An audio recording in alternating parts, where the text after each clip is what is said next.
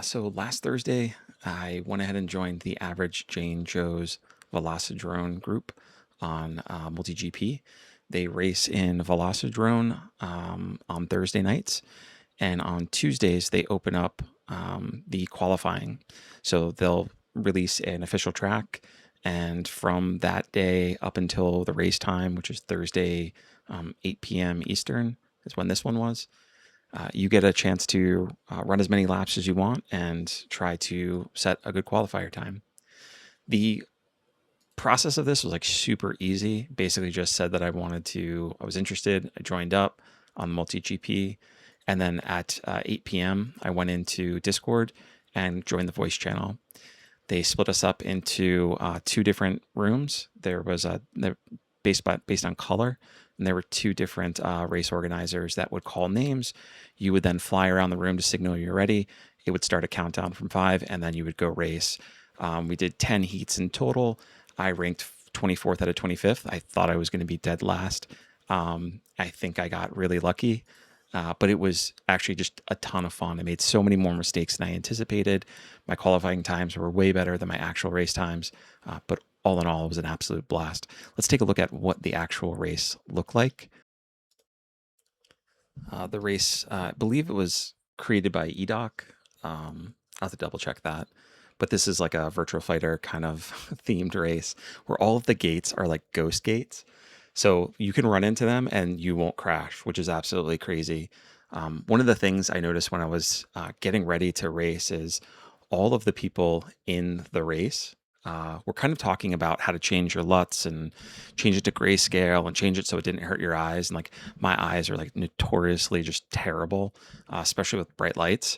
And this didn't bother me at all during qualifying. It didn't bother me during the race. And I was just didn't really understand why it seemed like such a big deal to them until I started watching some of the fast racers times. And like they were going so fast that I had to look away from the screen like every 10 to 15 seconds. I just couldn't do it. They're so blazing fast and so precise that things are just flying by, and all of this pink neon just going by real quick is just one of the most distracting things. It's kind of like playing the ultimate staring contest. So I kind of got that after the whole race thing, and you'll see this is not from the actual race. I just went ahead and re-raced the thing, the track. But what was crazy about this is like during all of my qualifiers, I felt really confident.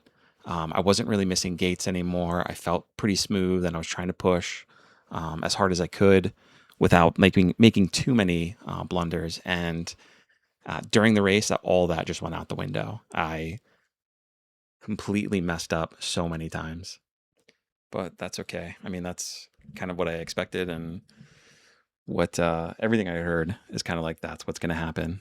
And it's a good thing that you could fly right through these gates, because I think I would have done way worse.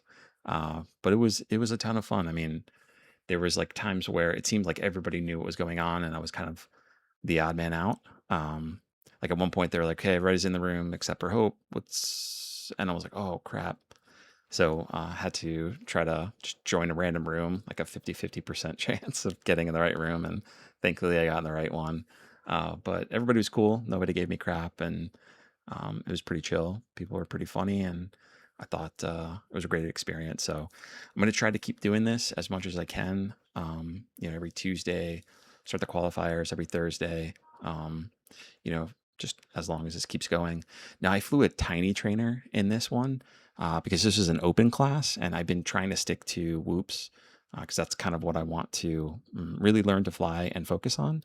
But it seems like as soon as winter is over and you start getting into the spring and summer months, people kind of put away their whoops, and it's just like, open class everywhere. So since I just cannot control a 5-inch drone right now, I decided to go with a 3-inch, and the tiny trainer just seemed like a good choice. Since then, I've been flying a couple other ones that are really, really nice that I enjoy. But I think I'll probably pick one of these up as like a physical drone to fly. It's pretty nice, at least in the simulator. So with that, obviously, I was flying a drone that was way slower than essentially everyone else's, but it didn't really matter because there's just no way I would have been able to utilize the actual power and speed of a 5-inch drone. So I just kind of picked something I thought I could kind of control and just do my best. So it didn't really matter. I think they would have all beaten me in whoops anyway. But again, just kind of work my way up. So let's stop taking a look at my racing here, or just my running through the course, and we'll take a look at some of the really high performers and get a sense for what it looks like when you watch them fly.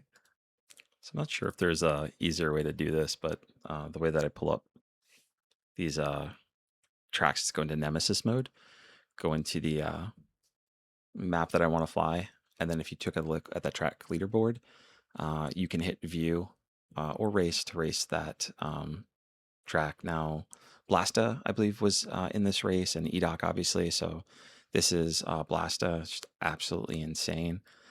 Honestly, like the first time I loaded up the simulator, like Velocidrone, and I started taking a look at like really fast people, saw them racing like this, and it was like, it just, the thought of someone actually being able to control like this, I thought there had to have been like some type of glitch, or there's just no way, right? Like this is like it's just inhuman.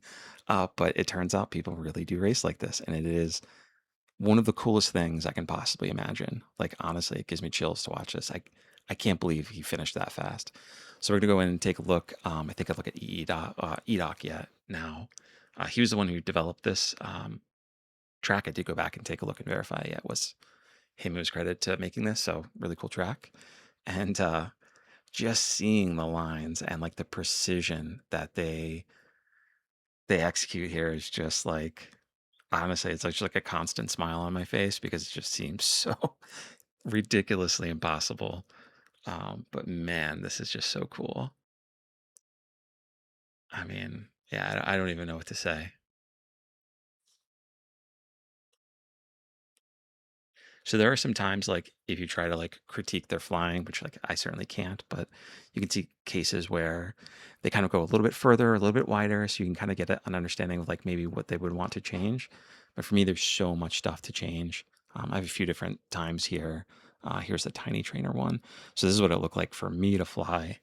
Um, and this was my fastest qualifying time. So this is not what I look like during the race, but I missed several gates during the races and just made a bunch of like issues, like problems. Like I crashed a lot, and but it was all right. Just get back up and keep flying. So if you kind of take a look at the other two flying habits and styles and like how they execute, I'm just, it's like night and day. It's absolutely crazy. So what's wild is like I feel so much drift when I get into like a 5-inch drone, and the fact that they fly like basically on rails just doesn't seem possible. And I don't know if it's like a PID tuning thing or like a throttle control or what it is, but um, I keep hearing and seeing that it's just stick time. Just keep playing and keep flying, and you get better over time. You start to learn these things. So it's kind of where I'm looking to stay until I can kind of match those folks, but that's going to be years before I get there. But honestly, like I'm really happy. Like considering the first time I loaded up a sim, the only thing I could do was like flip my drone over immediately. Like the fact that I can even do this, honestly, I'm proud of myself. I know I can do a lot better, but it's just going to be something that comes with time and patience, and just keep trying to fly my best. So that's it. All right.